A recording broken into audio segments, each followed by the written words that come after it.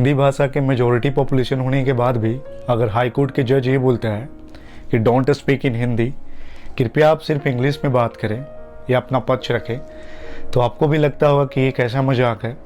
और जो गरीब व्यक्ति हैं वो अपना पक्ष कैसे रखेंगे, क्योंकि भारत में बहुत से वर्ग ऐसे हैं जिन्हें अच्छा से हिंदी नहीं आता, तो फिर वो अपनी बात को इंग्लिश में कैसे रखेंगे।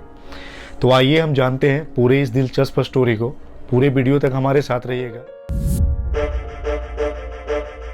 गुजरात में एक अखबार है जिसका नाम है सामना। उसके जो संपादक हैं विशाल चंद्रगुप्त व्यास, ये जब अपना कोर्ट में पक्ष रख रहे थे तो कभी ये हिंदी कभी गुजराती भाषा में बोल रहे थे। इसी बीच में जज साहब ने टोकते हुए कहा कि कृपया करके आप इंग्लिश में बोले, डोंट स्पीक इन हिंदी। तब विशाल चंद्रगुप्त व्यास को लगा कि ये कैसी अजीब सी बात है कि भारत जैसे देश में जहाँ हिंदी को मातृभाषा का दर्जा दिया गया है और अगर हम अपना पक्ष हिंदी में रखना चाहेंगे तो ये हमें रखने नहीं दिया जा रहा है। बात यहाँ पे आकर यही रुक जाता है कि अगर जिन्हें इंग्लिश नहीं आता है वो अपना पक्ष कैसे रखेंगे, क्योंकि भारत का एक बहुत बड़ा वर्ग जो है जिन्हें सही से हिंदी नहीं आता तो वो इंग्लिश में कैसे रखेंगे। लेकिन आपको एक नियम बता दें कि हाई कोर्ट में है कि अगर आपको इंग्लिश नहीं आता तो सरकार की तरफ से आपको ट्रांसलेटर दिया जाएगा। यहाँ पे न्याय मिलना इतना मुश्किल है, उसके बाद ये ट्रांसलेटर लाओ, फिर उसके बाद वकील को, तो एक गरीब वर्ग तो ऐसे ही मारा जाएगा बेचारा।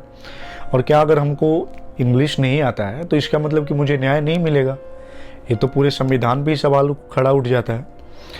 तो हम जानते हैं कि आखिर क्या है प्रोसीजर और इसके पीछे क्या है लॉजिक, जिसके चलते चीफ जस्टिस ऑफ गुजरात ने उस व्यक्ति को बीच में टोका कि you don't speak in Hindi, आप सिर्फ इंग्लिश में बात करें। हमारा देश जब आज़ाद हुआ था तो उसे चलाने के लिए एक संविधान बनाया गया था। तो संविधान के आर्टिकल 348 के सब क्लॉज 1 में दिया गया है कि जब तक संसद, हाई कोर्ट और सुप्रीम कोर्ट के लिए कोई कानून नहीं बनाए तब तक हाई कोर्ट और सुप्रीम कोर्ट की जो भाषा है वो इंग्लिश ही रहेगा। तो आपको इंग्लिश में ही अपना पक्ष रखना पड़ेगा। अब आपके मन में एक और बात आता होगा कि हमारे देश में तो सबसे ज़्यादा हिंदी भाषा बोलने वाले हैं, तो फिर उस समय संविधान में ऐसा क्यों किया गया कि सुप्रीम कोर्ट और हाई कोर्ट की भाषा जब तक पार्लियामेंट कानून नहीं बनाए तब तक इंग्लिश ही रहेगा। बात यह है कि भारत का जो शिक्षा पद्धति है वो लॉर्ड मैकाले के 1835 अंग्रेजी शिक्षा पद्धति से प्रभावित है और हमारे यहाँ जो भी कागजी कार्रवाई होते हैं वो आज भी अंग्रेजी में ही होते हैं। जब देश हमारा आज़ाद हुआ था तो भारत के संविधान के निर्माता वो बाहर के विश्वविद्यालय से पढ़कर आए थे और उन्हें अंग्रेजी भाषा पे अच्छा पकड़ था। तो उस समय के लिए उन्होंने हाई कोर्ट में अंग्रेजी भाषा को ही ऑफिशियल लैंग्वेज के रूप में मान्यता दे दिया। लेकिन उन्हें एक ख्याल और आया कि हमारे यहाँ तो सबसे ज़्यादा जो वर्ग है जिसे हिंदी सही से नहीं आता वो अंग्रेजी में कैसे अपना पक्ष रख पाएगा।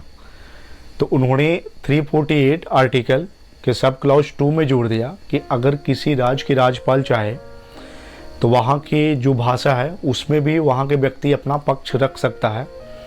जैसे बिहार में सबसे ज़्यादा हिंदी बोलने वाले लोग हैं, तो यहाँ के राज्यपाल ने अनुमति दे दिया है कि अगर आपका कोई केस हाई कोर्ट में चल रहा है तो आप अपना पक्ष को हिंदी में बोलकर रख सकते हैं। वहाँ पे इंग्लिश अनिवार्य नहीं है। बिहार जैसे ही बहुत सारे राज्य हैं जैसे यूपी, राजस्थान, एमपी, यहाँ के राज्यपाल हिंदी को अलाउ कर दिया है। लेकिन बात अब यही आ जाती है कि अब ये फैसला लेना है गुजरात के गवर्नर का, जिन्होंने अभी तक क्यों फैसला नहीं लिया, क्योंकि बहुत सारे लोग ऐसे हैं जिन्हें इंग्लिश नहीं आता है। तो वहाँ भी हिंदी को अनुमति दे देना चाहिए। अगर इस वीडियो से थोड़ा सा भी लाभ हो प्लीज़ जहाँ भी आप चाहें शेयर कर सकते हैं और चैनल को सब्सक्राइब करके नीचे बेल आइकन को दबा दें ताकि आगे से जो भी वीडियो आए आपके पास नोटिफिकेशन आ जाए।